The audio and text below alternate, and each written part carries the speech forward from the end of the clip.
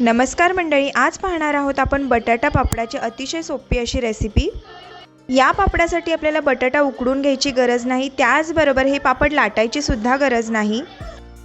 बटाटे सोलून चिरून ते आपल्याला मिक्सरच्या भांड्यामध्ये फिरवून घ्यायचे आहेत आणि त्याची बारीक पेस्ट तयार करून घ्यायची आहे। जेवढी पेस्ट तयार होईल त्याच्या दुप्पट पाणी घालून हे मिश्रण आपल्याला गॅसवरती ठेवून 15 ते 20 मिनिटं छान शिजवून घ्यायचं आहे। शिजवत असताना याच्यामध्ये चवीनुसार मीठ आणि मिरची बारीक करून घालायची आहे। पुन्हा एकदा 5 ते 7 मिनिटं शिजवून पूर्णपणे गार झाल्यावरती आपल्याला याचे पापड पळीच्या साहाय्याने घालून घ्यायचे आहे। कडकडीत उन्हात आपल्याला 2 दिवस हे पापड छान वाळवून घ्यायचे आहेत। 3 बटाट्यांमध्ये 30 पापड इकडे तयार होतात।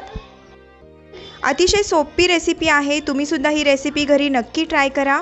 पुन्हा एकदा भेटूया अशा छानशा व्हिडिओमध्ये, तोपर्यंत बाय बाय।